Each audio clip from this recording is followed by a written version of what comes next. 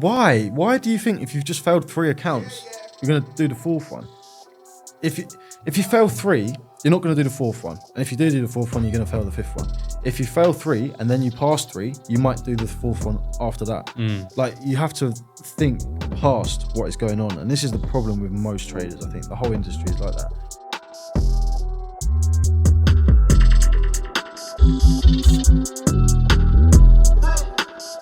Welcome back, everyone, to another Words of Rizdom podcast. We're back in the new home studio, episode 51. I actually forgot last time. We hit episode 50, which is incredible. I'm just going to do this, actually. Why not?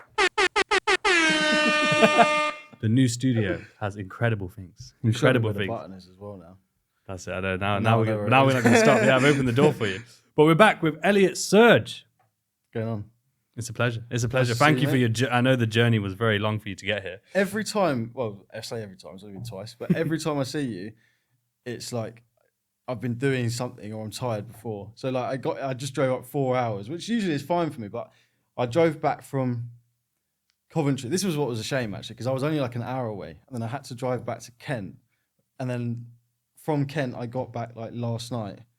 And then this morning I had to get back up again and drive another 4 hours. So I'm a bit tired, but it's okay, hopefully. Because I can't really be tired. I'm not allowed. You're not allowed, yeah, but especially based on our last one. Too much now. Yeah. So You've set yourself up exactly. for not having excuses. Literally, man. But no, it's nice to be here. I was just a bit annoyed that I wasn't the first one in the new studio. I know you mentioned. Yeah, I know. But second, can't go wrong. Second, you know, and the first one to use the soundboard. So. yeah. I'm gonna see a drinky game if you like. See if I can manage to not press it. If I can manage to not press it, I'll be happy. It'll be interesting. Yeah. I know you're tempted already. I am tempted, yeah. But what have you been up to since our last pod? When was it? Was quite a while ago. To be honest, I was actually thinking about this on the way here because the last one we did was trading. I'm talking about trading, obviously, as I'm a trader, that makes sense. But I haven't actually been doing a huge amount of trading this first half of the year, the first part of the year. It's not half of the year. So towards the end of last year, I finished like a really strong year, and I was really happy with it. And I don't know exactly why. I think I need a rest. I think like the first part of the year, my body and my brain and everything was like, right, you're at a point where you can kind of rest, and everybody's going to hate this because I put the other day on my story like, oh, I'm a bit tired or something. I had like 10 messages like, oh, you're slacking, man, because I've just always like pumped it into everyone. But yeah, so I was actually meant to be in Thailand now, so. It was a bit of a difficult situation where I posted a video early on in the year because I'm in a bit of a country house, just a short let at the moment, where I came out of the flat. And it was meant to be a temporary thing for like 2 months. Mm-hmm. And I was meant to go to Thailand to view. There were a few properties that I was speaking to them about. And then like one went and one they were like, no, you can't. Because it's difficult with your income on paper for traders. Yeah. And I think that's maybe actually a good something to talk about. That's interesting. But so one of them, because basically with the flat, I had to just pay up front. And then with this, the idea was to pay up front as well. And then the owner of the house was like, we don't want you to pay up front. We want you to just pay monthly. Yeah. Because otherwise we don't know when you get to the end of the first term, whether you're going to be able to do that again. And I'd rather get someone in that's going to be in there for 2 years, whatever. So it ended up not really happening. But I also had an offer. I can't really say who it was, but I had an offer in London to run an office in London, which is really exciting and really cool. But that obviously comes with its own... It sounds cool, you know? It's like someone comes to you and says, we'll pay for the office, you run it, blah, blah, blah. And you're like, oh, wicked, blah, blah, blah. And then like, I don't live in London at the moment, so I'd have to move back to London and pay to live in London. And then what am I going to do in the office? Or do I want to be in the office? Do I want to spend every day there? So I haven't been up to a huge amount trading-wise. I tried to do some videos passing an E8 account. I failed that and did a bit of trading on it, on a personal instead. And then, funnily enough, I did another one and I ran out of time on it. So I've been trying to get like more videos that are trading based, but I really don't enjoy them. Really? Yeah, and it's quite annoying. Like I did a 5 things that Forex traders should do or shouldn't do, or one of those. Yeah. And the views were like not that great, which it doesn't really bother me that much. But I was in a way like people always ask me to do these sort of videos, and I was like, well, watch them then. Like I don't want to do it anyway. So if I do it for you lot, watch it. But anyway, I'm not having a go at you lot anyway. So apart from that, not too much. I've ended up obviously staying where I am now, which is lucky because I've just been able to extend it and stay there. I've been taking time off mostly. I did like a trip away last week, just rested. How does it feel for you though? Because it's Fucking weird, man. I know, because it's been years and years and years and just absolute grinding all out. It's actually strange. Like I was quite emotional this week. Oh wow. And I actually we were, so my girlfriend and I went to an experience day thing, and then we had like an anniversary for us two together as well. So we stayed in a hotel, and then we came an hour away from where we were staying, and we were like, I don't really want to go. Do you want to stay another night? So we stayed another night, which in itself was just quite nice to be able to go, oh yeah, let's just stay another night. And then the next day we went out to the Cotswolds and we were just having lunch and whatever.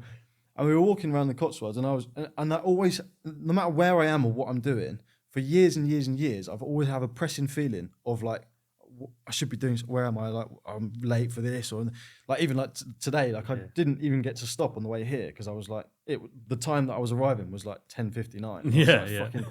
So we were just walking around and we had lunch, and I just turned around for a minute and was like, I don't even have to rush right now. And I kind of turned to her and I was like, this is crazy, because I drilled into myself so much that I need to work hard and I need to do this, I need to trade. And even like when traders are like, trading less is more, and I've always like battled it in my head. Yeah. And I've always battled the whole idea of like taking time off and rest time and blah, blah, blah. And it's fucked me up over the years, but also it's just ingrained in you. So it's really, really weird when you stop and you go, actually, I don't need to, like, I'm okay for money. I'm okay for time. I'm okay for everything. I can just chill. And I kind of turned to her and was like, wow, man, like this is really, I got a little bit teary as well. Because it's like you said, it has been genuinely like years where until I've like, even when I used to go away, I used to go on holiday and still be trading and still be losing money. Or well, like obviously when I was learning, I would manage to book a holiday and then have the stress while I was away. So I don't even remember the most of my holidays. Exactly, it was just stress. And I was having breakdowns when I was away, and then it was just like horrendous. So I don't even feel like when I was away, I was away. It's just been like in my head. It's like a blur. Yeah, it's a complete blur. So it was really emotional. And also, I am ranting a bit, but that's why I'm here, so that's good. I was going to say, actually, is it, in terms of like emotional side or like, kind of just taking that moment in, is it simply because at this point, it's what you've worked hard for? All those years of actually grafting that you had to put in, even if you went above and beyond what you, maybe some might deem necessary, but at the end of the day, that's what you wanted to do. Is it interesting now for you to then be able to say, was that why that reflective moment was a bit more emotional in that subway? I think definitely that, but I'll tell you what I think it is most of all. And I think I actually said this to her as well, is I have prioritized, even when I wasn't making money, even when I didn't really have much money, apart from obviously doing what I had to do, like, I've worked in a vegan food stand at festivals and things like that, I always prioritized having my own time. So like I've always said, I'd rather have $2,000 a month and not have to work than $50,000 a month and have to work 6 days a week. And that's not because I don't like working hard. It's just because I despise the idea of getting up and having to go somewhere that someone else tells me to go. So even with this office opportunity, the idea of like on a Tuesday waking up and going, I don't really feel like doing that today, and I have to. I hate that. Yeah. So I think, and that has obviously caused a lot of problems over the years, because you have to sacrifice stuff if you want that. Like some people will say, oh, well, I can give you a job and you can do this, or someone will say, well, come and work with me. Like I've had good friends say, oh, come and work for my dad's company, like blah, blah, blah. And I'm like, I don't really want to. And they're like, why not, man? You're not making any money right now, blah, blah, blah. And I'm like, no, I'm gonna like skim until it comes through, and it's come through. And that was like one of the moments where I realized I was like, I actually got to where I was trying to be, where I have the freedom and I haven't got to sacrifice anymore for it. So it was really, really surreal, especially in the Cotswolds. Everybody's like, there's just like 812 Ferraris driving around and like Lamborghinis, and there's people just pottering around. And I was just like, oh, this is quite nice. Like, it's completely different from what I'm used to, and completely different from where I grew up as well. So it's like, it was amazing. Yeah. And I think it was mostly that. It was just the fact that the freedom that I'd like tried so hard to get and fought so hard for, I had. And I also had the money to do it, which was nice, because usually I'm stressed about money as well. Don't matter how much money I have, I'm always stressed about money. And that's it, yeah. Like we spent more this week than we wanted to, and I was kind of like, okay, that's fine. Whereas usually I'd be like, oh yeah, but I could save that for this, and I want this for this, and blah, blah, blah, and I need to save. I want to go to Thailand, so I need to pay for that up front and all this. And I was just like, it's all right, man, it's good. So it was quite nice. It was good. No, 100%. I can imagine. you know, how is it now that you don't have that view anymore? Because I know we talked about that last time on the last pod about the, you know, kind of waking up to this view and having that sort of inspiring view. Obviously, it's not the end all and all that. No. But how is it now? You know, well, now are you in the country, a bit more countryside? Yeah, a bit more country. Yeah, it's at first it's nice because it's like quiet and you slow down. And, well, I'm starting to struggle because I don't have that. Like when you're in London, you get up and you're never the first one up, and everybody else is busy, and you look out the window and everyone's running around. Where I am, nobody's doing anything. So like it's really difficult. It is really difficult. I think that. So obviously the idea was Thailand and then maybe the office or whatever. If I'm going to start getting back into the year properly, I have to move because it's just. I don't know what it is. Some people can be in those environments and like lock themselves in and, you know, get their setup or whatever, and they're cool. But for me, I can't. I just feel so isolated out there. You know, it's just weird. I don't know how to explain it, but it just demotivates me. Yeah. So it is actually quite shit. You know, to be honest. But it's like the energy of the environment, you know. Yeah, because that's why I love Dubai, for example, because it's like there's a very much higher frequency in terms of the vibrational energy, or just generally the environment or people's work ethic or mindsets that they have there in comparison to London, for example. They're a lot more open to networking, just as one example, or you know, the lifestyle in terms of like, you know, when you wake up, it's not absolutely freezing cold, so it's much easier for you to get out of bed in that sense. Oh yeah, nice day. Exactly, It does make a big difference. It does, massive difference, and.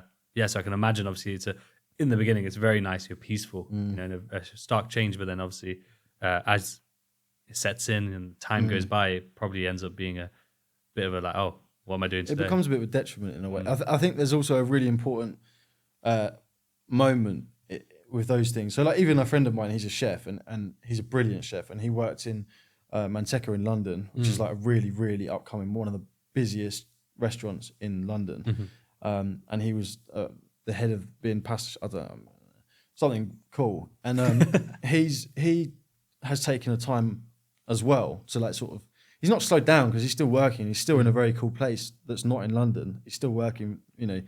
But we were having a bit of a conversation because there's got to be a time where if you want to push, which we do, that's the idea, there's got to be a time where you switch back. So like, it's really easy to get comfortable. For example, where I am, you're too comfortable and you have to decide.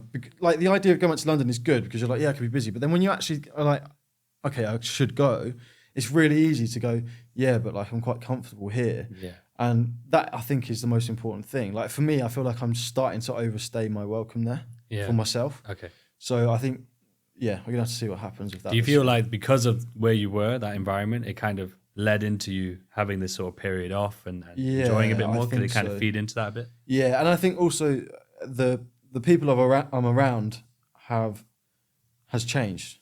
So, like, when I was in London, I had some friends that were traders, only a few, but, you know, talking to them a lot and bouncing off of them a lot. And, you know, if I wasn't doing something, someone would pick up on it and be like, you know, oh, have you done this yet? Or you said you were going to do this, and blah, blah, blah, and vice versa. Whereas at the moment, I'm not really around too many people. I go through phases like that. I've had a lot of experiences in my life that have led me to be quite paranoid at certain reasons. And sometimes I just won't talk to anybody. It's not really because I don't like them or anything like that. It's just, I just feel too exposed. It's weird. That is quite an interesting thing because I realised recently as well that that's something that's got to be sorted out. It's a bit of a trauma.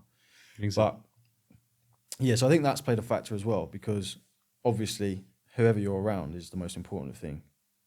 That is what will push you more than anything. Yeah, it is. It doesn't matter you could be in the country around 4 people that are working really hard and you'll work really hard. Yeah, you could be in Dubai or London around lazy people and you'll be lazy. So that's been a factor, definitely. And it's been a good thing, but I think it's now time to start sort of stepping back, fade back into it. Yeah, otherwise it gets too much. And especially when, like we said, if you've worked really hard for we're going on like nearly 6 years or 5 years, 5.5 years, it's very easy to go, oh, well, good, I've worked hard now. Yeah. That's it. And realistically, I haven't really done much. Like, I've got so much further I should be going, so much further I want to be going, so many things I want to have gotten done. Yeah. That, I think the worry of getting too comfortable is quite a prominent one for me. Definitely. Well, I think it's something that majority of people need to realize, because a lot of people, unfortunately, they think, once I've seen some form of profit or consistency, that's it. Now I can relax. Now I can tone things down. But the reality is, how you got there is what keeps you going. Yeah. And especially because, as you say, it's not like you're at your end goal yet.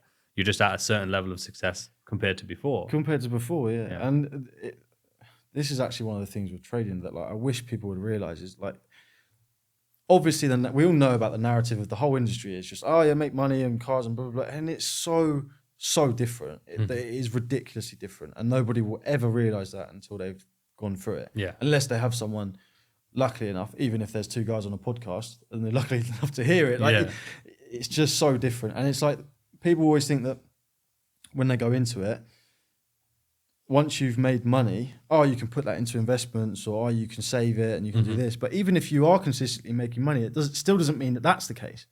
So even if you're making money, you might spend it more than you think you're going to spend it. Yeah. You might spend it on shit investments and not make it back. It's like I bought a food trailer with a friend of mine, and it sat for a year, just over a year, and rusted away. And it was like one of the most pointless things I've ever done. And obviously at the time I think, that's a good idea, blah, blah, blah. And I had my chauffeur company before, and that didn't work out very well. It worked out well with clients, but I got a speeding ticket and lost I couldn't have my licensing for the thing. So I was doing like 120 in the work car. Anyway, that was silly. But you see what I mean?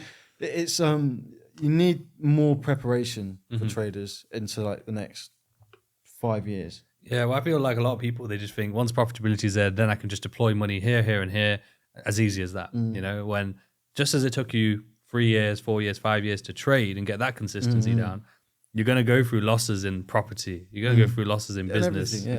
And it's really interesting because you would assume that from people trading and going through that journey, that they would now understand. They'll now understand that this is things that are worth doing are hard, and you will have to go through a trial and error period. It doesn't always translate though. It doesn't. No, it doesn't. I think human nature kind of tells us that if I'm good at one thing, I'll be good at everything. Yeah. If I'm successful at something, I'll be successful at anything after that. You can be competent at a lot of stuff, but it doesn't mean that you can just translate it into loads of different things and do well at it. But I think, like, for example, it's okay making money trading. That's great. But even like I still struggle now with like my accountants to figure out if I want to rent somewhere, it's still difficult because income on paper, the more income you pay on paper, the more tax you got to pay. So I don't like paying tax. So there's certain ways that I don't pay tax, which means that I can't rent somewhere easily. So I have to either pay up front and this, that, and the other. And even traders, they don't know that. So they're thinking, once I start making money, I can go and rent. So they could be making 5, 6, 7 grand a month and they still can't rent somewhere because someone says to you, okay, well, where's your proof of income? And they go, well, it's in my trading account. Or like, there's so many things that people don't know. There's no stability in trading. No, there's no stability. And you've really got to, you've got to prepare more for that. You've got to prepare for not being able to rent a car or finance a car or rent a house or get a mortgage. But there's all these things, man. Like, you can start and go, I'm going to make more money than people, but someone else could be working a job and get a mortgage and flip that house, and they're going to do better than you because you're not prepared for the route that you're going down. Yeah, So like, even when people say to me, "Should I want to go full time trading?" I go, "Well, do you have to? Like, do you need to? Is it the best idea for you?" Like, for me, it was because I wanted to do what I wanted to do on my own. I didn't really care how much money I made, but a lot of people, they just want to make money more than anything. Yeah. So I was like, okay, well, if you go full time, you're not going to be doing as well. So do you need to go full time? And sometimes people come to you and they go, well, yeah, because I'm finding that when I'm at work, I'm missing a trade or I'm missing an entry or I'm struggling to close it. And it's like, okay, we'll weigh that up and that's fine. But even then, like I said, if you leave your job, how are you going to prove your income? Things like that, So it is difficult for people to get their head around that stuff, I think. I think it comes back to what we've talked about it before, is like surface level. Most people just look at the surface and go, okay, once I'm profitable, I have this money. But then they don't think about, okay, well, what does that mean in terms of past that? Not just investments, but also, as you say, like rent. Yeah. Just trying to get a place. Most people want to go stay in a nice place when they get profitable. They already have an image in their mind, probably from the vision board, and but they haven't thought in detail. Vision boards. That's it. What do you think about vision boards? I think it's good, but I think if anyone's, I don't know if people have watched.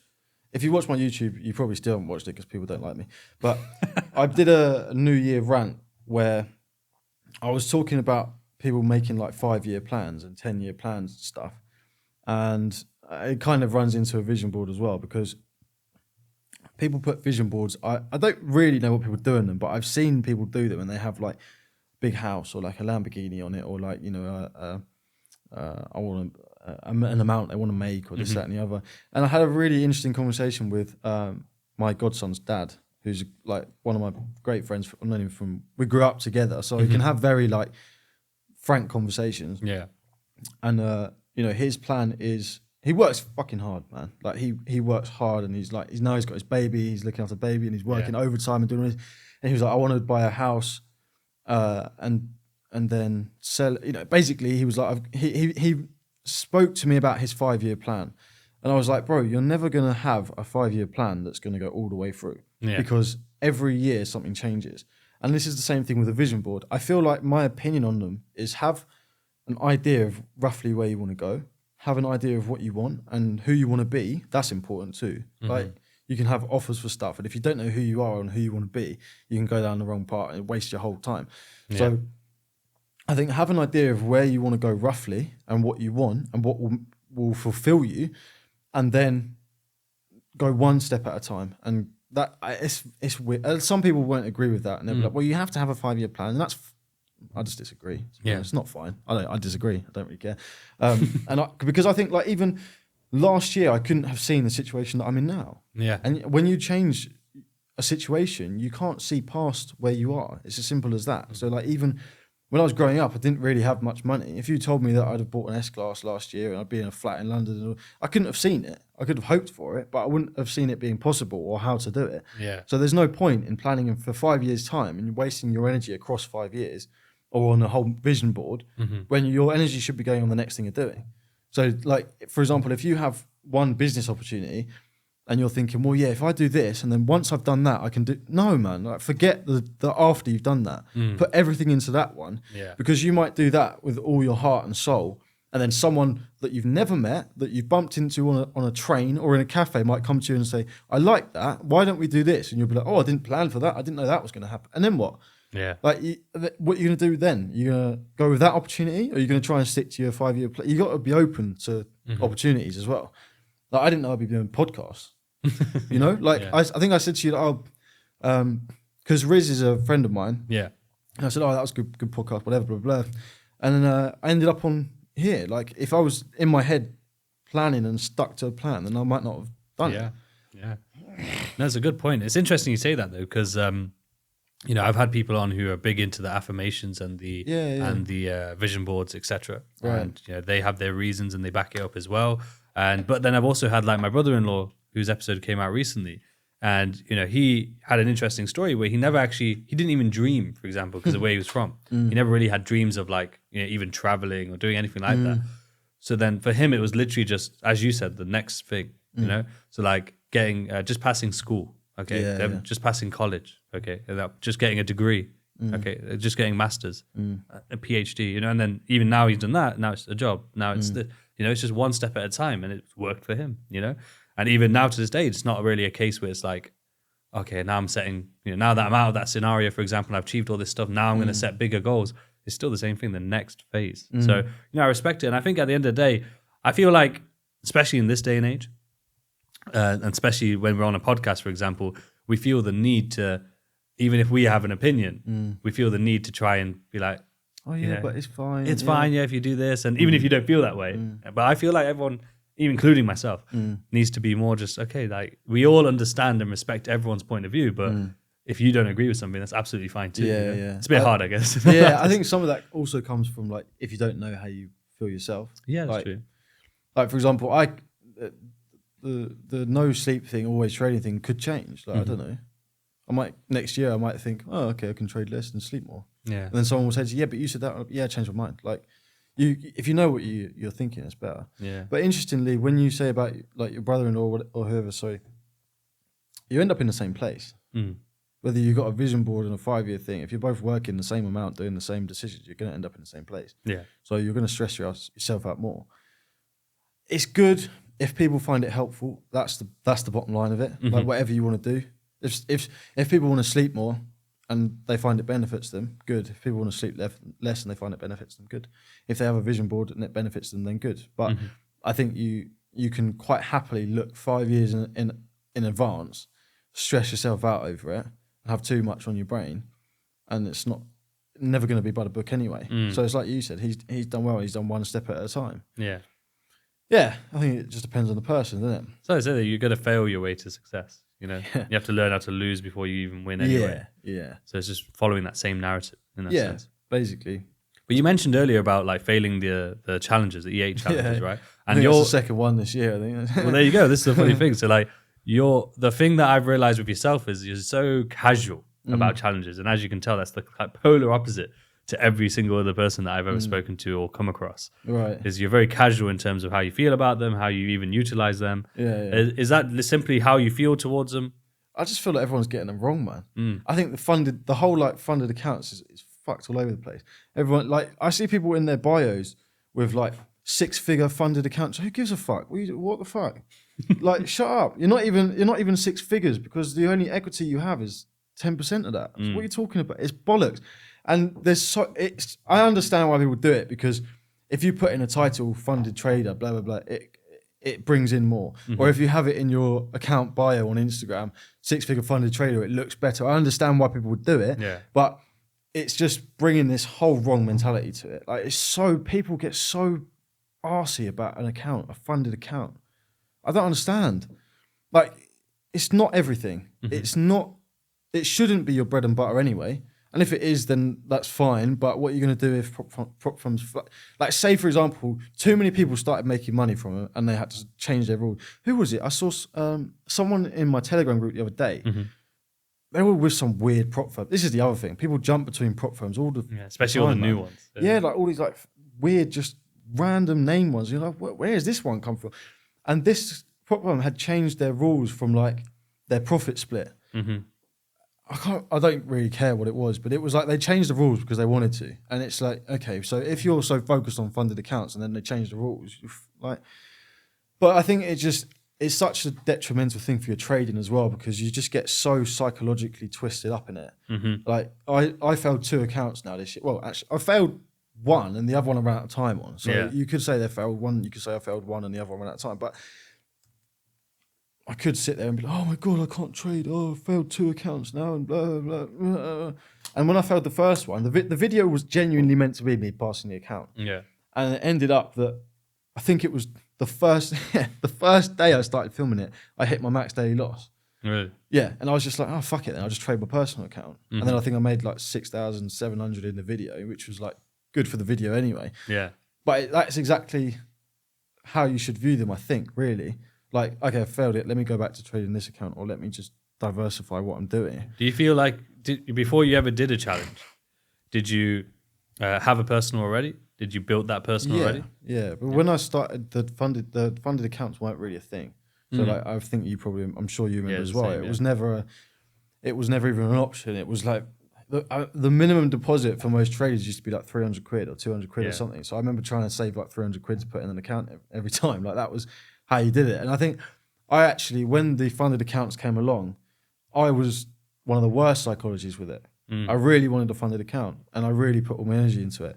And then it was only since I started caring less that it's easier and it's gone better. So that's interesting as well. So like, I always have a personal account. I don't have any investor accounts at the moment, but I usually have another account of some sort. Because even if you're trading a funded account and you hit a max daily, it can happen. Like, every trader has a mistake that they couldn't see coming. Like, you can go through a day and the morning's going fine and you take another trade and you end up down, and then you take another trade because you think, oh, I can get that back, and something's off in your psychology, and then you blow the account and you can't see it coming. And then what? If you haven't got a personal, what are you going to withdraw? What are you going to use? Say you're like, well, I have a finance on a car or whatever. What are you going to use to pay for the finance? Like, if you have a personal, at least you can withdraw some, or you can have a steady and try and trade it differently. So I think that the whole thing of funded accounts is mad. Like, people having it in their bio is stupid. People saying that they're 6-figure traders or £1 million traders is stupid, because they're not trading £1 million. They're trading like 100 grand equity, if that. that they have no risk on. Mm-hmm. It's a joke, man. Like they're brilliant, they are brilliant, but I've started to have enough of it all. Like seeing it everywhere, people stressing about them all the time, and like, oh, I blew my account. Because you have there obviously everyone knows the positives, right? It's so easy to see that, you know, at the end of the day, you have an opportunity to be able to leverage 6 figures, for example. Even if the equity is left, you can leverage the site. Yes, yeah. There are parameters in place, of course, but they're not necessarily a negative because they're told to you in advance. However, as you mentioned, though, there's no control. You have no personal control other than the trades you take. But in terms of, you know, you can't withdraw when you want. You know, you have profit split, so you can't withdraw everything or even less or more. You don't have those options. It's you just, when you withdraw, this is the split. And as you said, rightly so, is that a prop firm, should they decide to at any time, can change the rules, shut down, close your account. Yeah. If they're, you know, let's say you made too much money, they can. The thing is, if they're a good prop firm, they won't, because they know it will backfire on them. But if they simply cannot afford to pay you out, then they will find a reason not to. Yeah. And plus, their bylaws, man. Is it? Not just that, in their contract, it will literally say they don't have to give you a reason. You know? So if they, let's say you've followed all their rules and they just decide that they don't want to pay you out, literally in the contract it will say if they want to deny you, they can, and you've signed that contract, right? And let's not forget though, like at the end of the day, none of it's regulated. So all it would take is, let's say for any reason, I don't know, regulators look at it and go, we don't like that for whatever reason, right? We don't like that. Let's shut that down, right? That can happen. That's it. You know, finish. And then if you got to find another one. There you go. Yeah. What are you going to do? You know, and as you say, if you haven't had, you know, built your skills or started putting any focus on a personal account or your skill set as a whole, you're going to be left with zero. It's kind of like the whole using signals, for example. The same analogy. It's like if you're just relying on signals, even if they're profitable, then that guy's gone. If they close that account, then what? People message me on Instagram like, "Oh, do you do a signal service?" And I don't even reply, man. I genuinely just think you're going to learn. You figure it out. What do you think to these high frequency trading bots that people are promoting 24/7 now? They've been around for years and they've been like unprofitable for years. So that's it really. Like people come to me and go, "Oh, I've got this bot that passes funded accounts." Okay, but these bots, even if they do well for like 4 months, 5 months, they always do that. From what I've seen, I'm not an expert. I'm the same. Bots, but for years, I've seen the same thing. Yeah, and I just don't. It's not changed. It's just an industry thing. It's the same as like signals or funded people that pass accounts for you and all this shit. It's just people trying to make money, I think, personally. But I also think, like you just said, it takes away your control. Like, what are you gonna? If a bot starts losing money, what are you gonna do? Take over? You don't know what you're doing. So that's why you're using the bot in the first place. It is nuts. But even things like I've seen people saying we pass accounts for you. That seems to be quite a new thing. Yeah. That's been popping up quite a few times. I don't know how some twat has got my Telegram from somewhere, and I keep getting these fucking groups adding me and like people messaging me, "Hey, you want a side hustle?" It's so annoying. And I've had like 3 or 4 of them in the last like 3 weeks. Like, "Oh, we pass funded accounts for you." And I was just thinking, like, who the fuck would do that and go, "Yeah, that's a good idea"? Because then what, man? Why do people not think in the future? Like, if someone gives you an account, you haven't traded to get the account. What makes you think you can trade after the account? It's mad. And you're going to pay them for it. And what if they don't give you the log? Bro, it's just a constant cycle. It's just a constant cycle. Because the worst thing that can happen is you pay this person and they pass it for you. Right? Yeah. That's the worst thing that can happen. That's the worst thing. If they take your money, good. Yeah. And they'll do it over and over again. But still, every time they'll fail the actual challenge. So they're paying for the challenge.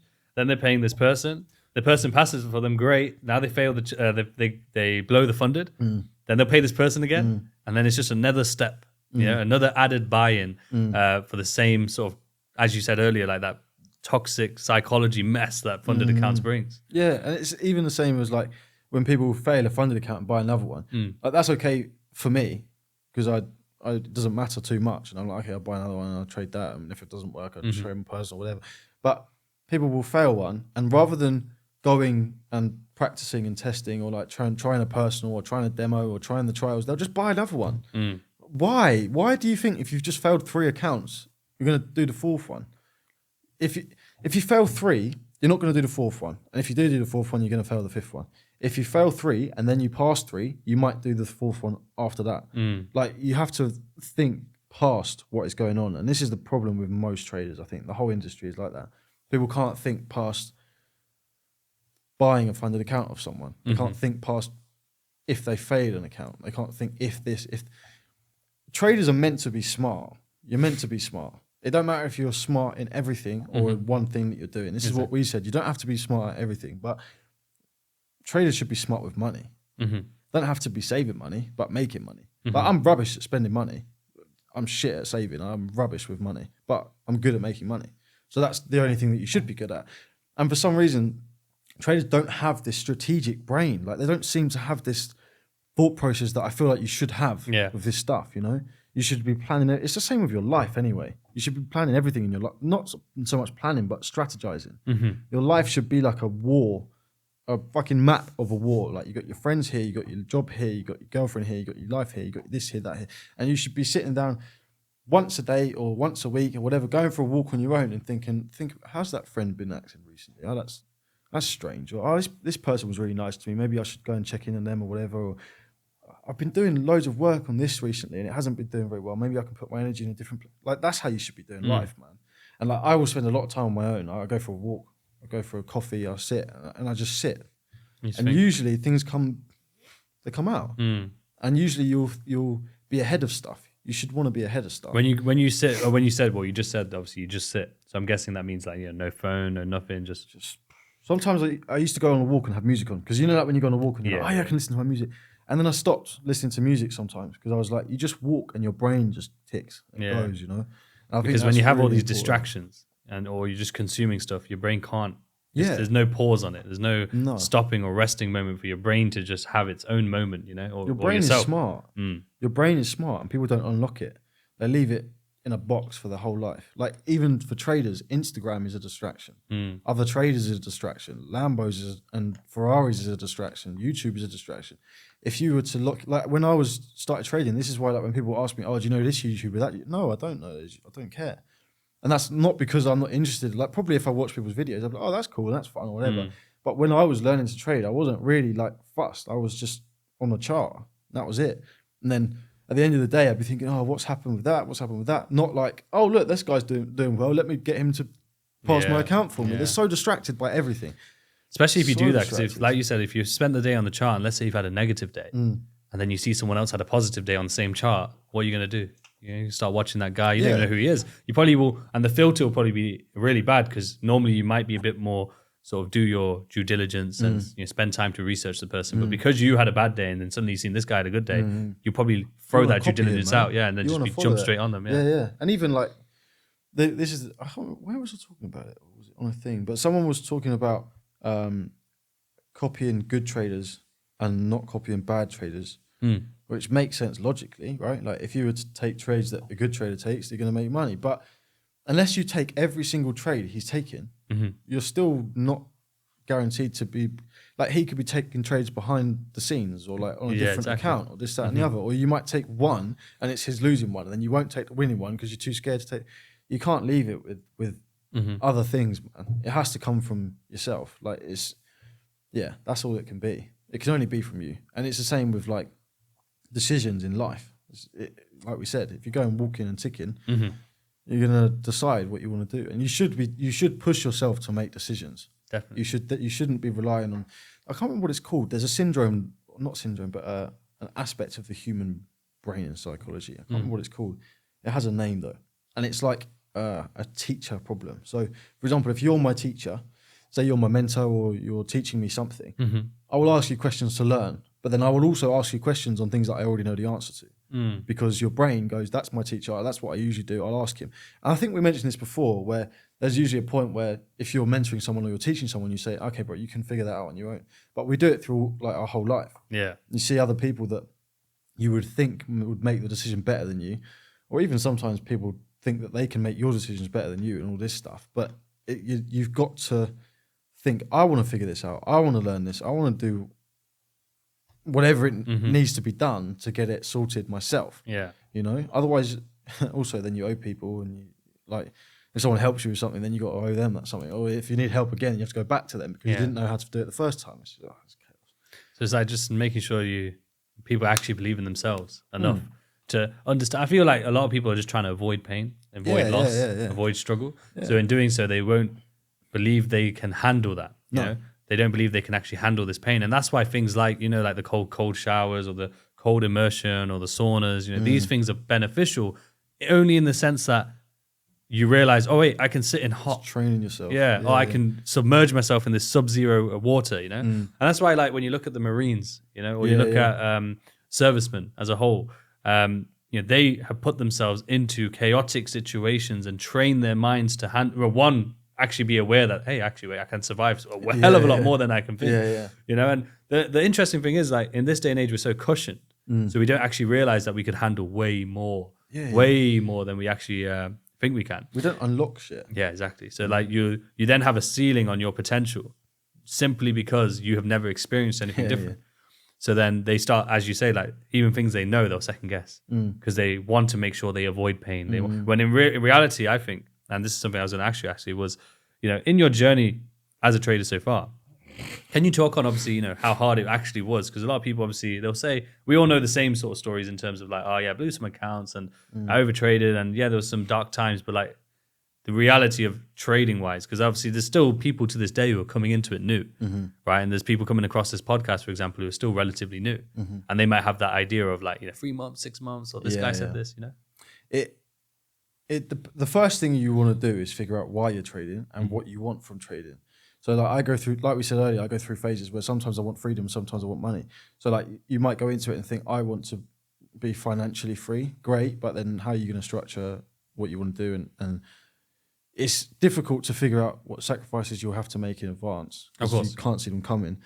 Like for me personally, when I started trading, it wasn't intentional, it was situational, but I left my job like 6 months after starting and I wasn't ready to make money. So I was living at my grandparents' house and I was living at my auntie's house and I couldn't afford anything and it was just horrible, whatever. Then I got a job and that was difficult. And then funnily enough, I actually didn't speak to like any friends or anyone for probably a good 4 or 5 months at some point, which was lonely as shit, really difficult. I mean, I some of the people that I used to be around before I started trading are not good people. They might be nice people. They might be like, I don't have anything against them, but they're not good for me and they're not seen as good people, naughty boys. And that was something that I wanted to go away from really big time. It led me to some situations as well. I was like, this isn't for me. Yeah. And when I left it left me like, right, I want to be like this. I don't know who is around me that can help me be like this. So let me just go on my own and try and be like this and then see who I can bring back into the circle after. Okay. So very, very lonely, very, very rubbish. And then the worst thing I think that people, you hear about, like you said, you have the generic, like I blew accounts and I had bad days and this, that and the other. I don't think people will realize how serious it can get. Like I had, like Joel had heart problems. He had a heart monitor on. I saw him one day, you know, he just comes up, he's got a heart monitor on. I had sleep problems, which I still am like battling now. I've had actual breakdowns, like panic attacks and like genuine, you know, like it's quite emotional even thinking about it. Like I used to be on holidays or whatever, like I said, trading stressed, and I would just lose like a trade or I'd blow another account or whatever it was and absolutely just lose it. I would lose it. I'd bawl into tears and I'd be fucking, I don't know what I'm going to do. And this is just it. Like you cannot, I'm not saying that everybody has those things, right? Because people could take it easier or they can spend more time. Like I was pushing and pushing hard, but it can be different. But you should be aware of it. It's not a walk in the park. And anybody that shows you their lifestyle or what they're doing, that's fine. But it's like the iceberg thing, isn't it? You see the tip of the iceberg, you don't see the rest of it under the water. Yeah. And I genuinely wouldn't advise anyone to trade. Never. Like people say to me, oh, would you want your son to trade? Or like, oh, maybe I should start trading. I go, don't do it, man. I don't think you should do it. And then if they really want to do it, they'll do it.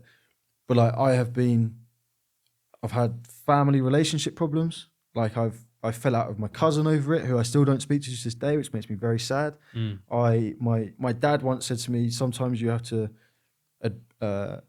admit or understand that you'll never be successful. So that was a difficult thing on our relationship. Of course. I've had my mum trying to help me out with money at some points, which has left strains on that and made you feel bad. And, you know, I've had girlfriends that have, like, this shit is not just a normal job, and you're trying to do something that is so difficult for one person to do. You're not in a bank with risk managers and managers over your head, and like divisions, and like, oh yeah, I trade commodities and this, that with 4 other people on a desk. Like it's not that. And your psychology, you don't have a psychology department to go and speak to, or like it is horrendous. Like, and the benefits of it are massive and they're endless, but that doesn't mean you're going to have them. Like you speak to people that have been trading for 7 years, 8 years, 6 years, 5, whatever, and they haven't made any money. So like I personally would say, don't fucking do it. And if you are going to do it, like we said earlier, you got to be prepared to not be able to finance or mortgage or rent for 5 years. You got to be prepared to fall out with friends and not see your family. Like I don't go to family Christmases anymore because I fell out with my cousin. Like this Christmas just went, I was at my friend's house. Like it's mad, bro. Like that makes me sad. And you then have to go inside and go, well, that's the price that I'm paying. Yeah. That's what I want to put up with. Like, and it's shit. And sometimes, like, I remember when I first started trading, I've always wanted a family. I've always wanted to be married. That stuff's really important to me. And when I first started trading, I was like, I'm too emotional, man. Like I was too emotional with trading. I just was. And I made a conscious decision to try not to be. And I literally remember being in Portugal. I was in Portugal at the time, and I was in the middle of this valley, in the middle of nowhere, on my own. Again, weren't speaking to any friends. No one around for fucking miles. Just, it was like the most isolated you could ever be. Yeah. And I remember standing in the kitchen and thinking like, bro, I've got to be prepared to not have a family. So extreme. It's so extreme. But I was like, if I am prepared for that, then at least I know what I should be doing, which is fixing my emotions. I was like, I want to be a trader. I want to make money. That's what I want to do for a living. I'm too emotional. I've got to fix that. And these things will be dynamic as well. So like you might start at, your friends are fine. You're fine having your friends around you. You're playing football and, oh, great. And that might change over time. And then you've got to cut friends off. You're going to be able to do that? Like, it is chaos how much it can affect your life. And also your trading life should reflect on your personal life. The more chaotic your personal life is, it will affect your trading and vice versa. So it really becomes a priority if you want to do that. And again, like we said, you're not going to work and getting paid by someone else. You're not going to work in a department of 4 people. It's all on you. So That's it, if it's not reflective, it's going to just be fucked. And it's going to be fucked until you can fix it. So, apart from that, like... In terms of the emotions then, so how was there a process you went through in terms of trying to sort of less heighten those emotions or bring them back to balance? It was... Yeah, but it wasn't like a scientific one. It was just like... I think where I wasn't speaking to a lot of people anyway, it became a little bit easier. Okay. And like I was on social media just posting on my stories and stuff, and that was the way that I would communicate with the world for a while. And that was the only way that I communicate with the world for a while. Even my mum, I wasn't really speaking to my mum. That upset her and that upset me. That's like something that has carried on. But I genuinely was just like, I want this bad enough, and this is all I want. So anything else will be second. Even family relationships, even friends, everything was second, which you can argue with. Is it good or bad? I don't know. Like, it's okay now-ish, but I still don't go to family Christmases. Yeah. My mum still wishes she saw me more. Like, you got to decide how you want it to be. And I think for me, I just decided that that's what I wanted. And I wanted to make money trading, and that's what I wanted to do. And I wanted to get to the point where I could do whatever I wanted. And I wanted to get to the point where I can buy a Lambo because I like cars. I wanted to be able to look after my family. This is the other thing, man. Like I've done everything to look after my family, and then you suffer with your family relationships. Yeah. It's mad. Like I'll try not to get emotional with this one, but my granddad, I always wanted to take my granddad away and this stuff, and he died before I got a chance to. And that's like, because you're thinking like that's what I'm doing it for, and then you don't even realize that you've just missed the chance. That's it. So yeah, it's those kind of things that I will stick with though. Like I'm sticking with my decisions, and I will always take accountability for my decisions. That I put that first, and if it's painful, it's painful. But it's like this is what I'm saying. I will never advise someone's going to trading unless they fully are like, I can put this first, and I've decided to be accountable for this. Yeah. I don't like people turning around in 2 years going, oh, this is really difficult, and I'm falling out with it. You can talk about it and be upset about it and emotional about it, like I am now. But you made a decision, man. You can change your You can change your opinions, but you can't change your decision, or you can something like that. But yeah, so the process was just like overwhelming. This is what I want to do. I'm just going to go with that. So just being completely relentless towards that goal. Yeah. 100%. Simple. And I think that's what's built the whole like not sleeping thing or whatever. I just think that you're better off being extreme than being cautious. Yeah, like so like halfway, one like, foot in the door. Yeah, like Jordan Peterson said, it's better to be a beast and a nasty guy and then control it. It's much better, you know. Like I even funnily enough on that, I had a situation where I was dragged out of my car by 3 guys with bottles and bricks, and the only reason that I'm okay is because I went fucking nuts. It's better to be extreme, man. You know, like if I'd have just sat there and gone, I had a brick to my head, I had a bottle to my stomach, like, you know, it's always better to be extreme. And that's why I think, like with the traders, when I see people that are like, oh, don't go on the charts as much, that's why I get annoyed, and that's why I speak up against it. It's not so much that I completely disagree or it's not good or bad. It's just the mindset behind it. You know, so it's kind of like obviously one being relentless towards it, but also accepting what's ahead of time. Like, this is what's going to happen. Yeah. You know, I'm willing to sacrifice this and that, and these scenarios are going to happen, but I have to know 100% this is what I want. And the only way to get it is to get through all of this. Yeah. Face all the hardship, all the things. And as you say, become that beast. Yeah, man. I think it's even like going back to the same simple example of, do you want to be struggling to rent somewhere? So simple. It's not even a big deal. Like, but do you want to have to pay up front for places? Like, do you want to have to pay 35 grand for the year up front for somewhere? Yeah. Or do you want to be going between short lets? Like when I was away, it was because I didn't really have somewhere to be.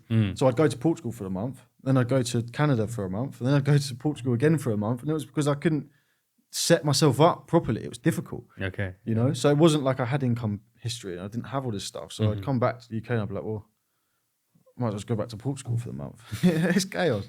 Yeah, I think, like you said, you need to be understanding of what is going to come. And I think you need to take responsibility for it when it does come. And I think you have to try and accept it, even if it's difficult. Yeah, 100%. And, you know, you mentioned earlier about it's just you. You know, it's all on you rather than anyone else.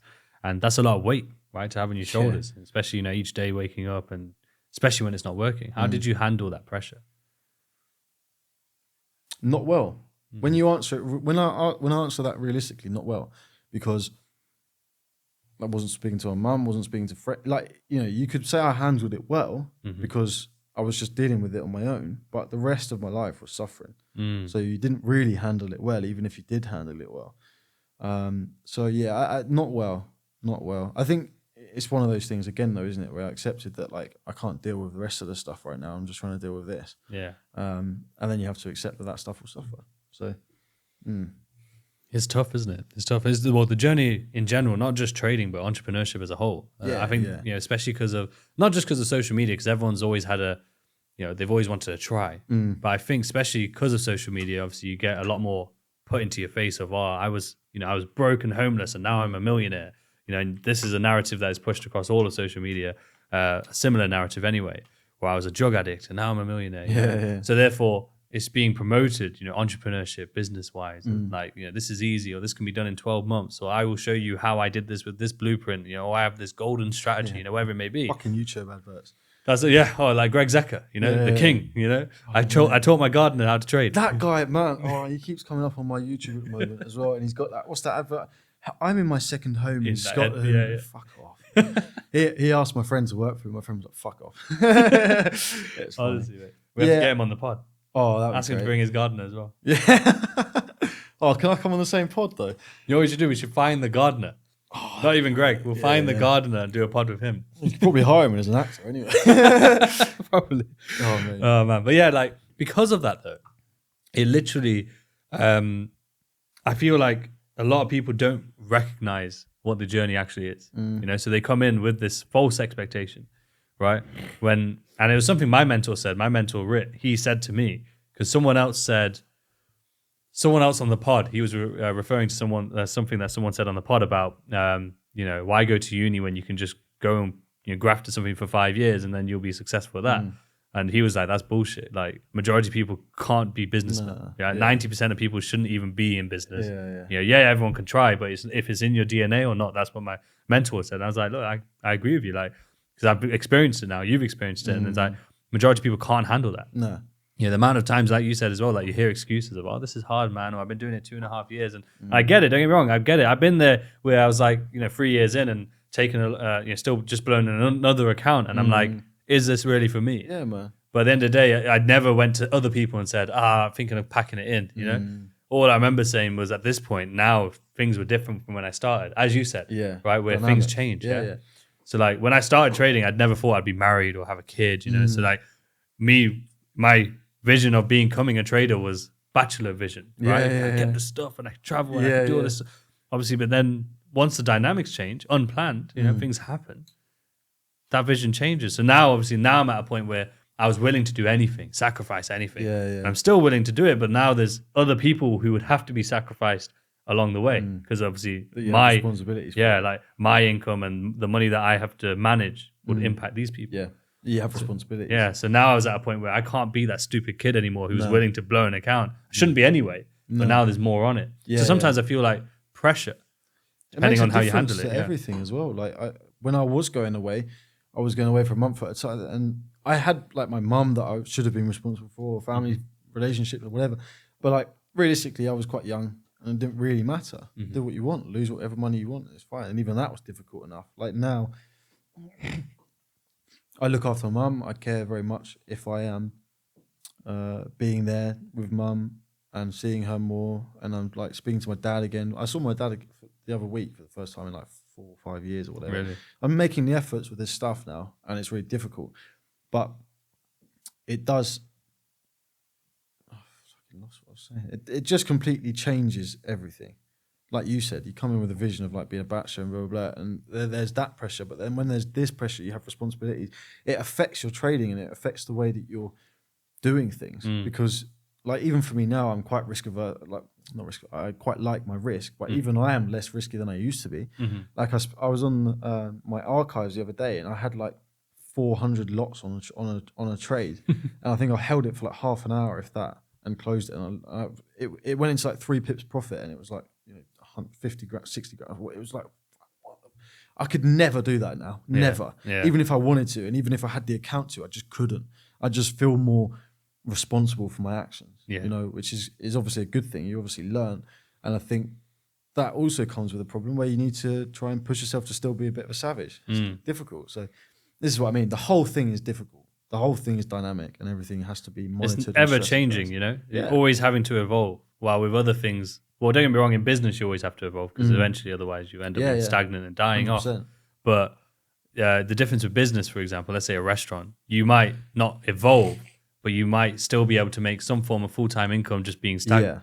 While in trading, if you get stagnant, game over, game over, because all it takes is for the market conditions to change. Right? Or as you say, if you just stick to the same risk and suddenly you got, even if you have a larger account, where's the growth? Now you're capped at a ceiling, and again, if the market conditions change and you weren't taking advantage of the previous conditions, for example, suddenly Mons, if you can't handle the new ones, and your income then drops entirely.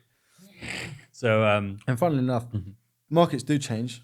The structures of them shift from, like, sometimes you might place a trade on a certain pair at a certain time in a certain session, and then like for a few weeks it might be off. Then it comes back. I said to someone not that long ago, I went to Amsterdam and saw a friend. He's not a trader, and he was talking to me about trading, and he was, one of his friends was starting it and whatever. And I said, it's like a piano. Think of a piano with all these keys, and they're all green, right? And if they go red, you got to fix it. And so one key will go red, and you got to fix it. And then one key will go red, and you got to fix it. It's like, you got to try and play the whole piano, man. like that, it's and that's the reality of it. Like your psychology might be off, that goes red. Market conditions might be off, that goes red. You got to try and fix both of them, and then you might have personal life stuff. You got to fix that. It's just constant. It never stops, and that's why you should be more of a savage, because otherwise, like you said, you're going to be complaining about it. Oh God, and that will happen to everyone. It's just difficult, but it never stops ever, and it doesn't matter how good you are. The only reason people are good is because they handle that better, and they can handle more things at one time, and they're more used to it. It's like if you wanted to be a writer and you needed to remember to do more paragraphs, the more you do more paragraphs, it will become natural. So it's the same as like anything you do. It's like Kobe Bryant in the gym practicing dribbling. at 4 a.m, and the guy coming down to him and saying, "Why are you dribbling? You're an NBA player. You're one of the best. Why are you dribbling? Why are you not shooting?" He's like, "Because my foundations are so important. So that when he's playing, he doesn't even have to think about it." Same with trading. Like, I don't even look at sessions in terms of like, I'm going to trade London, or I'm going to trade New York, or I'm going to trade this. I flow through it, and my intuition and the way that I trade will help me with decisions in the first place. Like, I might see a trade and I'll identify without even really trying to think about it too much. This isn't the right time for me to be in this, or this isn't the right time for me to be taking that, or this, that, and the other. And that's because you've done it and you built it into yourself, you know? Yeah. Those reps. You've done all those reps. Yeah, it's like as we said before, isn't it? You know, if you haven't done 200 kilogram bench press, you can't do a 200 kilogram bench press. But if you do the bar, you can do that. Yeah. Whereas if someone hasn't done a bar, if someone hasn't done 200k, they can't even do the bar. Yeah. I can't remember what we said, but you know. It's basically saying like, you can't just jump in, you know, and think that, okay, I'm going to do 200 kg. Yeah, you know? You have to do the reps first, build the strength first, you know, be disciplined in doing that, and gather, not in our industry, it's obviously data, but in that sense, it'll be like just essentially doing the reps until you're getting to that weight. And then once you're there, then it'll become second nature. Then you'll be able to get in the gym and just do 200 kg. Exactly. But like, it's the same thing like what we talked about earlier, where people are seeing someone telling a story online of, I just became a millionaire in 12 months from trading Forex, you know? And then they think, oh, I can, 12 months, I'll do that, right? But yeah, that person might be saying that. One, they might be a liar, of course. 99% of the time, that guy's a liar. But the reality is that, okay, he might be referring, let's say he's telling the truth, but he might be referring to the 12 months of profitability he became a millionaire, right? When he didn't mention, he didn't mention the 4 years before that of all the reps. You know? So then people come in and see this story, and that's all they see. So then they instantly, saying that, putting that to the side, that example, people will see you, people will see me, people will see, other people where they've been trading 10 years. And even though the person's on the podcast or just generally speaking on Instagram or have shared their journey, even documented it well, they only see the highlight reel. They only see the top, you know? It's like Kobe Bryant, same thing. And this is why, like, I also find it much better and inspiring when people are showing their workflow rather than their profits and whatever, because people can be inspired by that, and that would help them at that time. Like, if you're showing profits, that's not going to help them at that time. If you're showing your work, that will help them at that time. Like, there's some people that I was following for years that weren't even traders. They were just people that they're always just, I'm busy, I'm running around doing this, blah, blah, blah. And that inspired me to be harder working. And then it helped with whatever I was doing. That's why I think that's important too, because it's like you said, people can see even you just talking and be like, oh, I want to be like that. But if they see you working, or if I'm moaning about how shit it was, or how hard it is, or how hard I think I need to work, or how people should work harder, some people might be inspired by it. People do message me, bro, and they go, I've tried to sleep less. It's difficult. Or they message me and they go, this. When I see your story of you being up, it makes me want to work. All this stuff. I'm sure you get messages as well. Like we all do. And like, even for people that aren't used to that, they will be inspired by it. If anybody who's doing well will be looked at with admiration in some way. Even if someone thinks they're a twat and they've got a nice car, they'll still admire the car that they have. So it doesn't have to be the actual profits. It doesn't have to be the individual. It doesn't have to be this. It could be your work mode or how you are with people or how respectful you are. It could be anything. And that's why I think it's important what we're portraying. And obviously it's difficult because you get some people that are like, oh, look, Elliot's up at 3 a.m. again trying to be cool. And it's like, I don't care about you, man. I'm not doing it for you. You're not the person that I'm talking to. I'm talking to the people that reply to me and go, I'm working too now. Or some people send me, like, they'll be in the gym at 3 a.m. and they'll send me a picture and go, the work doesn't stop. I don't know them. I'm not afraid. It doesn't matter to me if they're in the gym, but I like seeing that. And they, for some reason, show me, which means they're inspired by me somehow. Which is brilliant. So when people, like, I had I don't want to go into that, but I had someone. What is it? You have to now. Man. Go straight in. I had an account come up that was someone that I knew. I actually said I wasn't going to talk about it. And basically they were taking the piss of like, oh, look, Elliot's up at 3 a.m. again, blah, blah, blah. And I was just like, I don't care that you think that. I'm helping more people than anything else. I'm not doing anything negative. It's all positive. And that account came down in a day anyway. Somehow. I don't know how that happened. I like that though. That. But that's it. Like, there's always going to be negative people. Always. And if anything, like for example, this podcast, and generally even just posting online. I always wanted to do it. I always wanted to provide. I just wanted to help people. It wasn't even about value. I think a lot of the time I very casually throw the word value out a lot. I think it's a social media sort of buzzword nowadays of like, oh, you've got to provide value, man. And I get it. And obviously it's the best way to describe it. But like, really, I just always wanted to help people. And nowadays, providing, obviously that's of value. You know, that's normally how it works. Whether it's a podcast or content or whether it's just generally, you know, in person, it's still valuable to help people in some way. And if I was to worry about haters or negativity or whatever it may be, you'd never start. You'd never be able to, you know, help any. None of us would, because then if that was the case, there would be no people who are able to then share anything with anyone. Because every time there's going to be a hater, you know, every single time there's going to be a hater and people who are going to be negative. People are going to have their opinion, which is fine. Like, you can have your opinion, like, you know, like the one I'm doing now. So I'm working every day for a whole year, right? 365. Because I've done 100-day challenges before, but I'm doing 365. And the common comment I get about it is, oh, you're going to burn out, man. You can't do it. You're going to burn out. And I'm like, wrong attitude, man. Where's the support? Yeah, exactly. Well, don't get me wrong. Loads of support. And this is the thing. This is something Raja said. From that person. You know, like, from that person. 100%. But this is something Raja said, which I really stuck with me after that. And because I was someone who I'd get like a negative comment on the podcast or on a tweet or whatever, and I'd be like, oh, why is this? You know, maybe he's right, or, you know, or something like that. But then he said this on the podcast, and he said, if you put more focus into people showing you love, and you know, 90% of the time, more people are showing you love versus the negativity. The negativity is not going to bother you whatsoever, right? But the problem is you're putting focus on the negativity. But then you're ignoring all this love you're getting and all these people who are supporting you and showing that they care and that they get value from it. And it literally was a switch for me when he said that. How do you find that? I mean, obviously you got your podcast. I'm asking him the question. You got your podcast and they're growing and your social media is growing and everything's going well done, by the way. Congratulations on the views on the video. But like, for me, I'm quite new to social media. So like, I had that account come up and I've had like very minimal, but a few negative things. Do you get a few of them? And are you still learning to deal with them? Like, what you're just saying is that when he said that and when you're thinking about it, you're starting to process it more. But like, for me, I think we mentioned it as well when I was on before, it bothers me.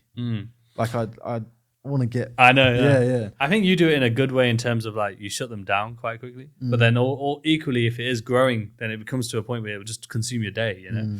The reality is, if it's someone like where it's literally just pure hate, they have no valid reason. Like, I've had people where they're not hating, to be fair, but they're saying it in a little bit more of a hateful or negative way. So it comes across as hate, when really what they're saying, they're trying to say this isn't as good. So the podcast example I gave you earlier, where they were saying, oh, you talk too much. But they were saying in a way like, you know, this Riz guy talks too much. You know, he needs to let his guests speak. We don't want to listen to him. So it comes across in like a bit of an aggressive and a negative way. But when I was reading that, at first I was like, this is my podcast. And it's just a conversation. You know, I'm not trying to talk much. We're just talking back and forth. So I'm trying to justify it. But then in reality, I'm like, okay, I see what they're saying. Right? It makes sense. So I'm learning. But equally, there are just people who are haters, like pure haters, where they're just like, you're this or that, or you're not real, or you're just trying to do sound clips or whatever, right? They have whatever narrative they have. And honestly, in the beginning, it was something that kind of played on my mind a little bit. But over time, I've just realized that I've realized that they're less, you know, they're the minority over the majority. They're always on ghost profiles. So I've kind of like collected data. They're always ghost profiles, always not providing any value themselves. I'm yet to have someone who provides value to hate. So when that happens, then that'll be interesting, I guess. Or if that happens. It's always the ghost profiles. So like, when I start to recognize these things, it's like, that's fine. Like, they have no backbone. They're not doing anything themselves. And it's probably coming from a place of resentment or frustration, jealousy, personal frustration. Like, they aren't doing it. It's probably something they want to do, but they're not doing it. So they didn't look at the person doing it and think, fuck this guy, let me drag him down a bit, you know? Because it's probably like a reminder. Because the beauty is that, especially with the pod, they'll hopefully realize that we're just normal people. You know, all of us are just normal people. All of us have gone through absolute shit. That's the main point of the podcast, is to talk about the journey, you know, and to realize that we all went through shit. We all literally were in debt, or, you know, had a depression, or, you know, whatever it may be. You know, we all have gone through that. That's the other thing. Debt for traders, careful of that shit too. 100%. Is that something you went? Oh yeah, man. I have some moments of that as well. But sorry, no, just finishing what you're saying. No. But so essentially, yeah, that Raja thing helped in terms of his advice on haters, because I was like, that makes complete sense. As long as, it's like you said earlier about where you put your focus. Yeah, you know, it's important. If you focus on that thing, it's going to consume you, and that's all you're going to really see. Everything else outside of that, you're not going to put as much attention on. So as soon as you start focusing on the actual love and care, which is the majority anyway, right? Those don't really matter, right? And plus, I've realized as well that any sort of hate or any sort of drama, it never lasts longer than 2 weeks, and that's with everything. That's true, right? Even in life, even like with the news, you know. And sometimes it's a negative thing where it's like even like the earthquake, for example. Yeah, you'll hear about it in the week, 2 weeks, the earthquake in Turkey, then it'll be gone. You know, that's or like point, man. It's 2 weeks. It's like the World Cup thing. You know, same. Like everyone was talking about the World Cup for so long. Yeah, oh my God, why is it in Qatar? All this bad stuff, and day after day it's getting worse and hearing new things, but only 2 weeks max. Then it's something else. So that's what I've always realized as well. Like, because I had this drama with this FX company a few years ago. It was a big drama, but I already in that moment it was very heightening, and that was probably because of that moment.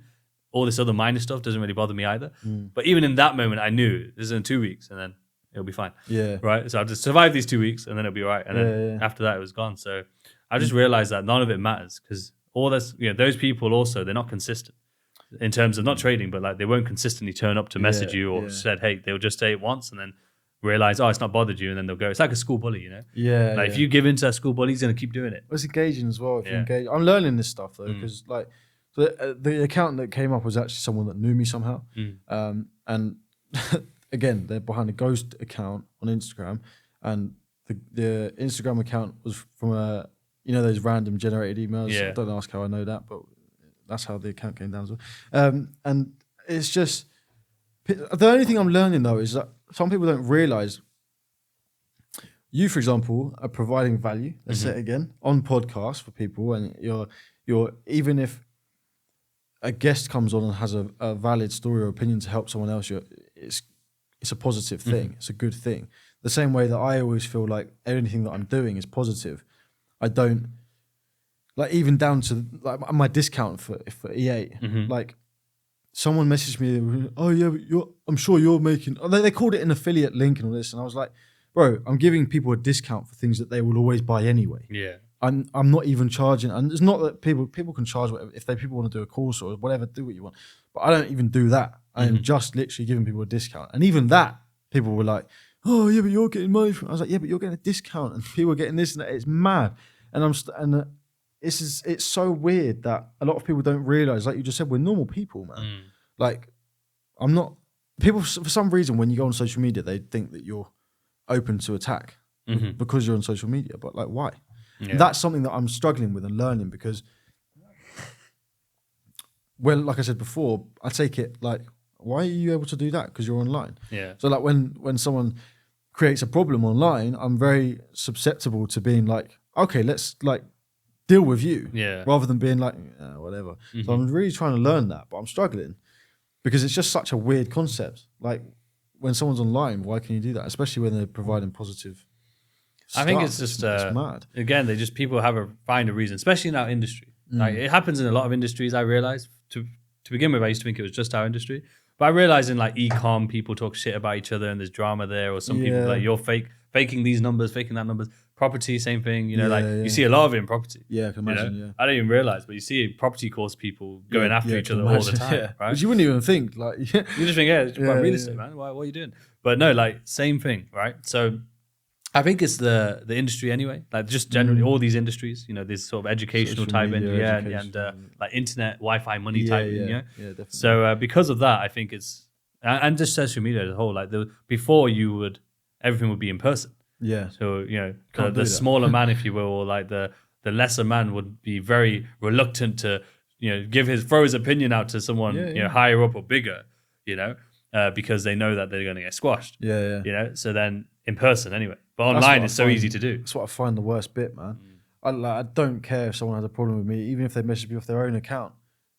It's fine. Like, but it's the fake accounts. But anyway, I'm learning, like, I think you said it before in the last podcast again, where you were like, I won't address stuff unless someone's coming out with like, I can't remember what you said.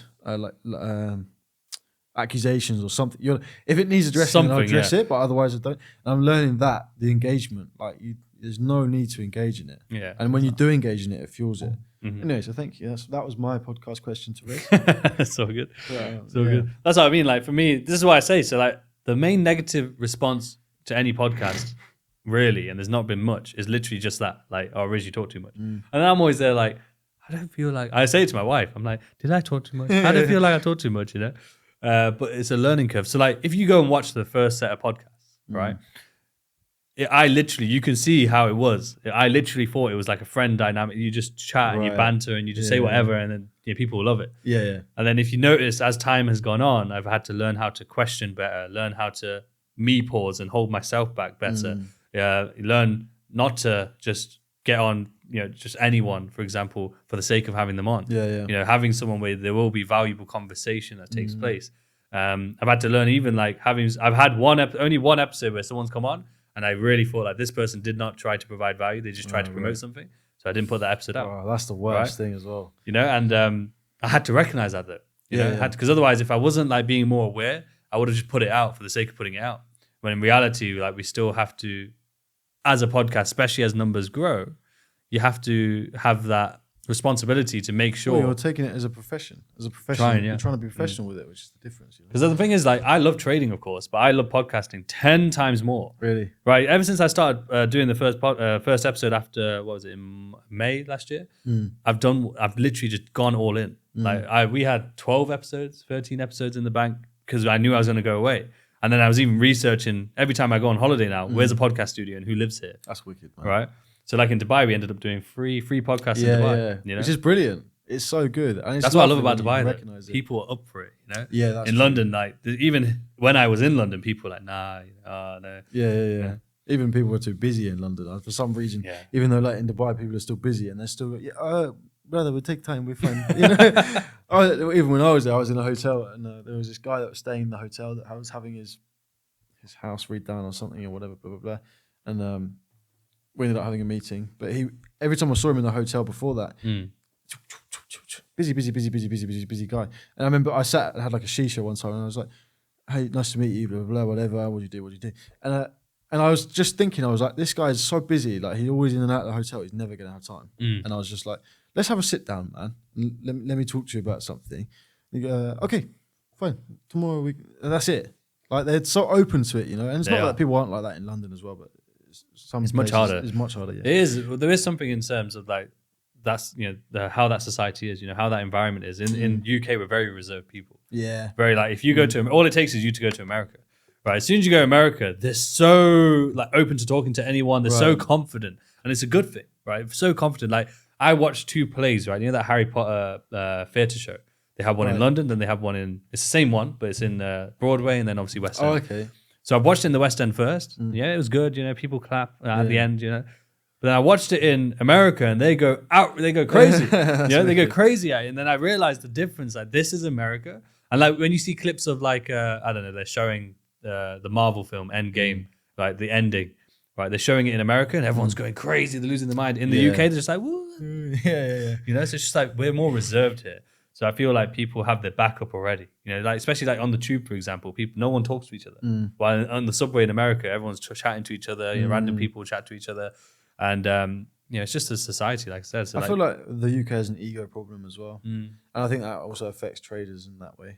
I think there's so many traders that live in similar areas, or could be connected, or could work together, or could try, and nobody really does that much. I mean, like if you have meetups or if you have people. Something that you work with is different, but like even some people like that's something that I quite like about the group that I have. That even though it's just a community, there's value in it, but it's not an educational group. I don't post in it all the time, and I'm not like just chucking shit out. And there's quite a few people there in Scotland for some reason. There's a bunch of Scottish in there. They're all brilliant. They're so fun and they're great. And but I think when I did a meetup for people, like a little tiny one. And all the Scottish, why isn't it in Scotland? Do the next one in Scotland. And then they were like, oh, you're in Scotland as well. And then they can bond over it and work over it and help, And for some reason. I had a meetup where it turned out 2 people lived next to each other, literally like 2 streets away. And they were in the same group for so long. Yeah. And only when they came, they both decided to come and then talk to each other, of course, and then realized, oh wait, you live 2 streets over. And now they've connected. And even the ego even affects traders. Well, obviously it's worse for traders usually with the ego, because most people that try and get into trading, we have that nature around us, but they have a problem with learning, problem with listening, problem with trying to hear what someone's saying rather than like. See, it's the same as when people send you charts or like trades that they've taken, and I'm saying it, and then funnily enough, like a few weeks later, they're asking you a question. It's like, you're showing me that you're doing so well, and then you're asking me a question. I've kicked people out of my group before for trying to be too egotistical. Like it's a fucking rule in there. Anybody that has an ego is gone quick time. And I feel like that's the trading industry problem in general anyway. Like there's so much value between people, even if you trade differently, even if you're at different stages. Like even if you're a better trader than someone else and you were talking to them, you might help. Something you can improve on your trading could come from that person anyway. Oh, 100%. I always say, like, someone who's experienced, and even profitable can still learn from someone who's inexperienced and coming in, because especially the main thing I always say that you can definitely take away straight away is that the fire and drive the new person has in comparison to the guy doing 7-8 years in. That person's fired up. They're motivated by their trading. By this point, you're a bit more like, you still love it maybe, but you're not as fired up anymore. Plus, they're more in tune with what's happening now. Like I struggle with that, especially where I don't watch what other people are doing very much. I don't really stay in tune with the industry that much. Yeah. Sometimes the people in the group, they're talking about something. I'm like, what are they talking about? I didn't know that was a thing. Like it's mad. And you can learn a lot from that because you can get so set in your ways. And it's good to have a refreshing perspective, and that will only come from people that are fresh. Yeah, that's true. Unless you really try and do something. Stay up with the times all the time. And and that's difficult in itself. But that's a full-time job at this point now. Mate. But I think, I don't know if we said it on a podcast, but the trading industry is getting worse, in my opinion, over time. I think it's spreading out like fucking crazy. I think that there's not so much. I remember when I first started trading, there was, obviously there's always random Instagram gurus and this, that, and the other, but there were very set people throughout the industry. And it was very like... Location as well, like few here in America, few here in the UK. That was it. But, and now it's just all over the place. It feels like it anyway. I may not be. Do you know what it is? There's a huge amount now in compared to before, especially like even more so every single day, pretty much. One thing I'll tell you though, ever since I had the podcast go up and the followers go up a bit, now my Instagram tells me like priority in terms of like someone with a following is following you, followed you, right? And every day I get like 1 or 2 of those, right? And every day I check them, they're all bought followers. Right. They're all like random people who just bought followers. And then now I've realized like how many people just buy followers. How do they even do that?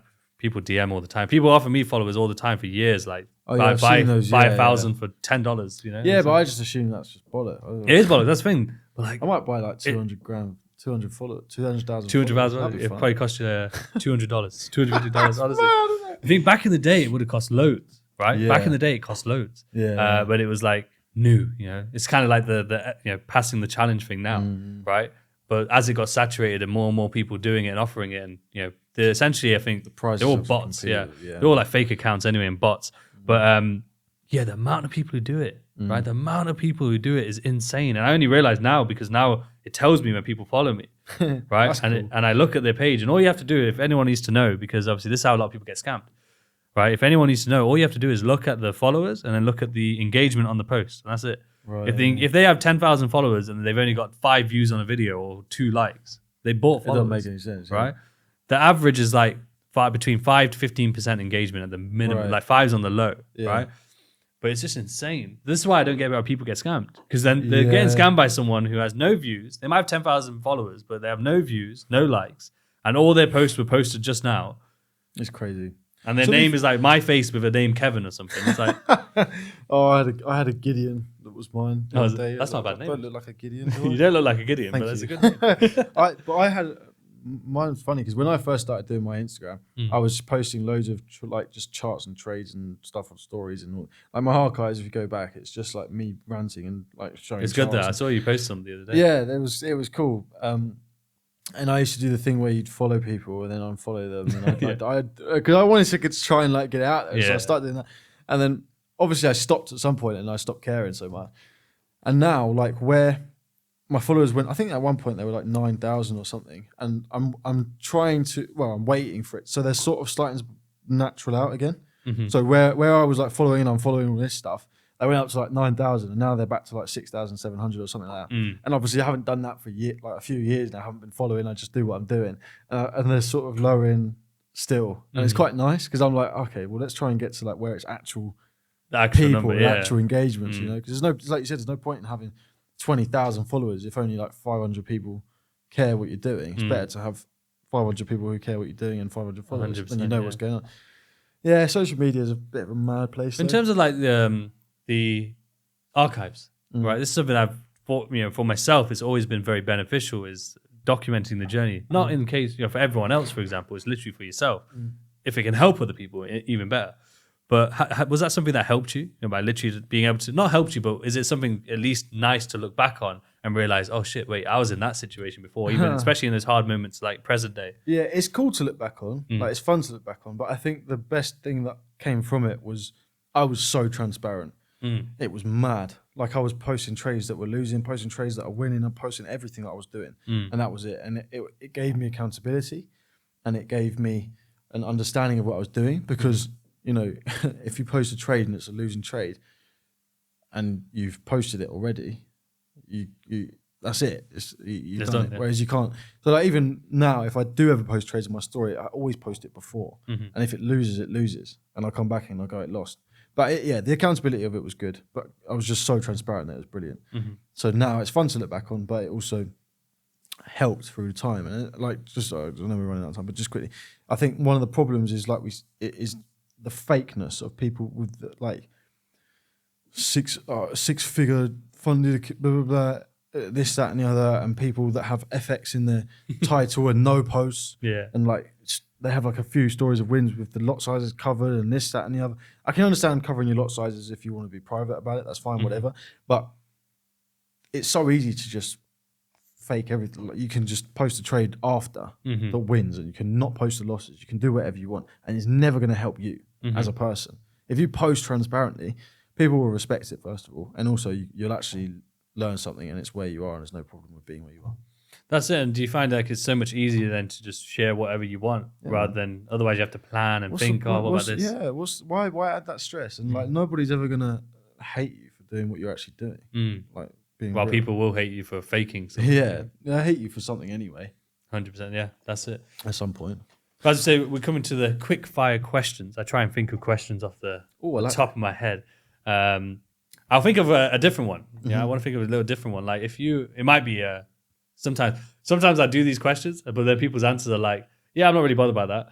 Right, great. This is terrible. That's right. I'm a talker and a ranter anyway. So there we go. So let's try this one. So if you were to be able to pick anyone in history to, successful or not, like, who would you want to see, or meet with or spend time with to learn from? Or who's like a role model with you? I've got one in my head, but I'm just checking. Do you know what? For me, my number one has always been Dave Chappelle. Oh, really? A comedian. Okay. Yeah. And it's because he's funny as fuck. Obviously, that's great, but it's nothing to do with his comedy. He's so smart, and he's so cultured, and he really... He has the right... I like the fact that whatever he's talking about or speaking on or making a comment on, he has looked in, he understands, and he's researched, and he knows what he's talking. And even if he's offending people with his comedy, he knows that he's offending people, and he knows that he's also doing it from you could argue respectful or whatever, but a positive way. Like, even with the trans community, like, he's made so many jokes about the trans community, but one of the people that were coming to his show were trans, and they were laughing their ass off, and he was speaking to them about it, and they were saying, yeah, but most people get you wrong. And he just seems to be so cultured, and especially like on the Black history that where he's from and all this stuff. So I think that his wisdom, which is appropriate for this, that's true, yeah. But I don't really care about people's money or like where they are and if they're celebrities and this, that, and the other. If I want to talk to someone and meet someone, it's got to be someone that I'm going to converse with and learn from. You know? Yes. And even down to like people that I spend time with or friends with. You know, you could be the richest person in the world, and it wouldn't bother me one bit if I can't sit and talk to you and be like, what do you think about this, bro? Like, actually speak as like a human being. Like, and also like I've got this thing with my girlfriend at the moment where we you know when you ask each other something and you're like, oh, Google it. We stopped doing it. I said, no, we're talking now. And at first she was like, yeah, but I'm just Googling. And I was like, no, like we talk. Let's. That breaks it up, doesn't it? Man. Breaks that momentum. I love brain bouncing, man. And I think that's the only way that you can really learn stuff and understand the perspective of something. Google can't give you a perspective of another human being. And the perspective of another human being is so beneficial for you because then you can actually understand it and you can use it in some way, you know, not in a negative way, but you can use it to learn or whatever. Definitely. Yeah, so Dave Chappelle, I think. I didn't see that answer coming, to be honest with you. I like it. It's a bit of a weird one, isn't it? It's not weird. It's not weird at all. It's just, I just wouldn't have thought it. But I think I completely get it. I love Dave Chappelle as well. And for me, for example, if I was to speak to him, it would be about like, you know, that scenario where, when he went to Africa and he decided to say, no, I'm not putting that dress on. And that was obviously a really interesting time, and especially how they painted that picture of him, you know, of saying like, oh, he's a drug addict, he's this, he's that, you know, he's lost his mind. That's exactly what I want to talk to, you know. That's the kind of person you want to talk to. 100%. Someone that goes, fuck that, and going, you know, that's what you someone want who can turn down 30 million, yeah, man. You know, rather than definitely. giving in to 30 million. Yeah, 100%. there's so many people who give in, not many who turn it down. Even on a small scale, though, I don't know how much time we've got. But. Well, last question for you, and this one's trading related. So, what would your advice be to these people right now who are, as we talked about, suffering with this mass psychology and negative psychology loop of the funded accounts and getting funded and all this pressure? What would your advice be to them? Apart from give up and don't trade. It's tempting to just say don't trade. Honestly, it would be to figure out whether it's really for you. Because if you're sitting there worried about funded accounts all the time, the only options you have are either going to be to go and spend the time progressing and learning and really like taking where you're really at and then moving on from it, or stopping. There's only two options. You're not going to do anything else but progress if you can realize where you are and then go and take the time. Like you might be trying to do funded accounts 6 months in. You've probably got another 2-3 years to go. So realize that. Like I'm telling you now, there you go. There's me telling you. If you're 6 months in and you're failing accounts, another 2 years. So, I didn't press it, man. I'm a bit sad about that. You can do it. Hey! Yeah, that was fun. I thought you broke it. So did I. I break everything. But yeah, I genuinely, I would think like if you can't bring yourself away from funded accounts to do like a personal account or trial accounts and get the data and get the rough percentages that you need, give up, you know, because in the future there'll be different challenges and different things. And if you ever wanted to, some people that go into trading, they want a hedge fund or they want to work with investors and this stuff. You're going to have different parameters with that. You're going to have to deal with it in a way more serious way. And if you can't even deal with prop firm challenges, you're going to be fucked. If you can't deal with money that doesn't exist, and you sit across the table from someone who you've got 100 grand of their money or 50 grand of their money, and they're saying to you, what the fuck is going on with my account? I want to pull my money out. You won't be able to deal with that. So I think it's really important to realize where you are and go and be prepared for the work. It goes back to what we're saying. Like you should be prepared for this, and understand what you need to do. Love that. Love that. Elliot, thank you for coming down once again. No, thank you, man. No doubt we'll do another one very, very soon, hopefully. Yeah, I'll drive another 4 hours up. We'll try and coincide it. Yeah. But yeah, thank you once again. Incredible knowledge and value and stories. And thank you for as well sharing some of the sort of darker times as well. Yeah, thank you. But yeah, thank you as always, everyone, for tuning in once again. And check the description below for the links for Elliot, obviously his page, his YouTube channel as well. And yeah, drop a comment with obviously what your biggest takeaway was. And we will catch you for episode 52 next week.